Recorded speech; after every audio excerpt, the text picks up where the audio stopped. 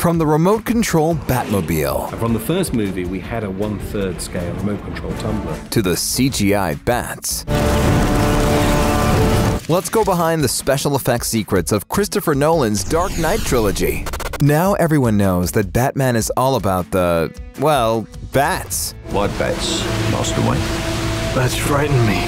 In Batman Begins, a lot of the little flappers feature in the story as Bruce falls down the hole and discovers the literal Batcave.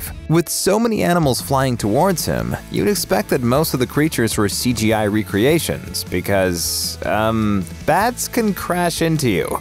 Well, you'd be right there. However, that wasn't always the original plan. In fact, Nolan wanted to find a way to use real bats in the scenes.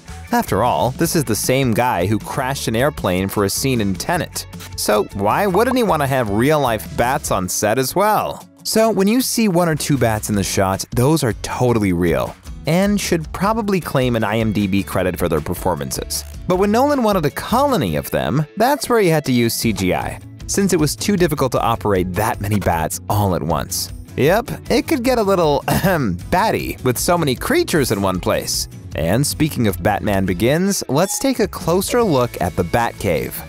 To the Batcave, Alfred. Now, in most Batman movies, the Dark Knight's lair is a mixture of a setting and paintings, or even CG enhancements to the background. The reason for this is because it'd be incredibly hard to recreate all of that next-level technology and gear in one place. But not for Christopher Nolan.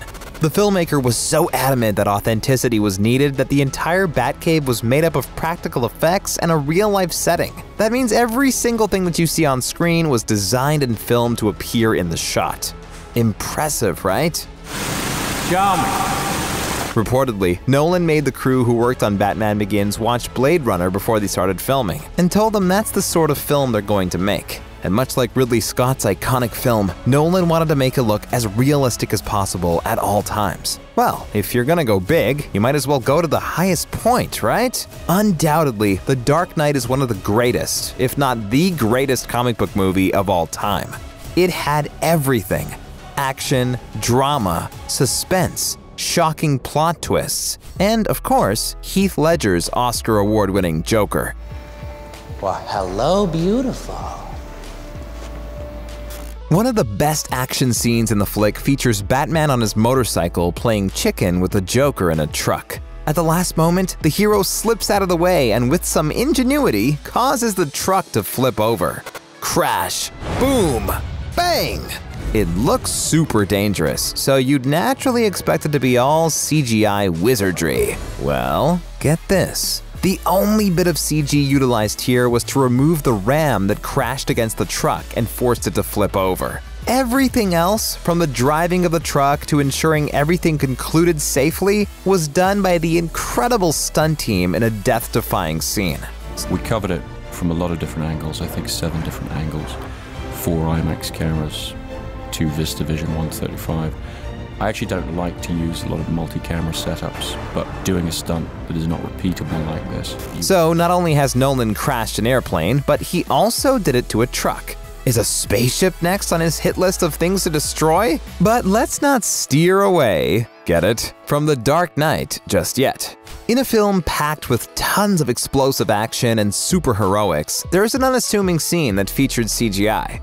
And you'll be totally shocked when you find out which one we're talking about. Remember that scene where the Joker was locked in the GCPD prison? Yeah, not that one. What about the one where he tries to get the 2 boats to blow each other up? Also not that one. Now, remember this moment. See, madness, as you know, is like gravity. All it takes is a little push. Well, that was actually filmed with a green screen in the background. The reason is more to do with personal safety than anything else. Heath was definitely hanging upside down while filming this, but it wasn't as dangerous as it initially looked. If for some reason he'd fallen down, the bump would have been far less painful than if he'd tumbled from stories above. And hey, there was simply no need for it to be dangerous here, especially considering how fantastic it turned out in the end, right? Something that was highly consistent across the whole trilogy was the use of miniatures instead of the real Batmobile. To the Batmobile. Dang it. No, not that one. But why were miniatures used, you may ask? Well, the answer is quite simple, really. The tumbler Batmobile was specially designed for the film, and it actually worked and could be driven by a real human being. However, if it was driven the way it is in the movie, well, Warner Brothers would be spending a lot more money on repairs or extra vehicles. So, in the stunts where the Batmobile had to crash into other objects or vehicles, a remote-controlled version of it was used instead. Plus, it just makes sense from a safety point of view for the stunt driver. For example, when the Batmobile smashed into the garbage truck here. Look out!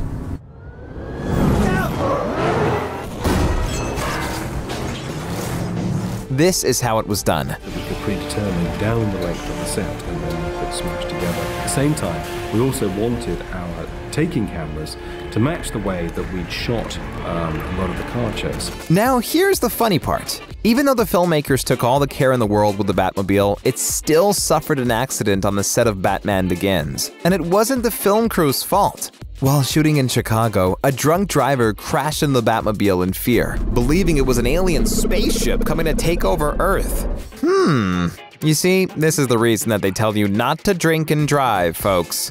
Of course, we can't ignore The Dark Knight Rises and the one and only guy with the best voice around, Bane. That's a lovely, lovely voice. Now, while Bane didn't require any extraordinary effects to come to life, you know, like Thanos in the Avengers, Tom Hardy had to undergo a transformation that wasn't only for his body. For one, the team needed to get clever because of Tom Hardy's height. At 5'9", Tom was actually one of the shortest actors on set. This gives you power over me? What is it? Naturally, his Bane wouldn't have looked as imposing to Batman if he was far shorter than him. So the team added some platforms in his boots to give him an extra lift and made sure to use some clever camera angles to capture the action. Let's not stand on ceremony here. Now the second part of the transformation, Tom's tattoos. If you've ever seen the actor on the red carpet, you'll notice that he has some awesome tats on his arms and he loves them. Because they belong to me. Unfortunately, Bane doesn't have them, and Nolan decided it should stay that way. So, Tom's body had to undergo some extensive makeup work to hide the tats and ensure that his Bane had no markings whatsoever on his body. Oh, and Tom's bald head? That was all him. He shaved all his hair off for the movie. Bane's not ready to be reasoned with. Now that we've gone back in time to the Dark Knight Trilogy, let's explore the present in the form of Matt Reeves' The Batman. I'm vengeance. Be sure to check out our video about how this insane movie will be different from anything else that came before it. And while you're at it, don't forget to like, share, and subscribe to the channel. Thanks for watching, and stay awesome!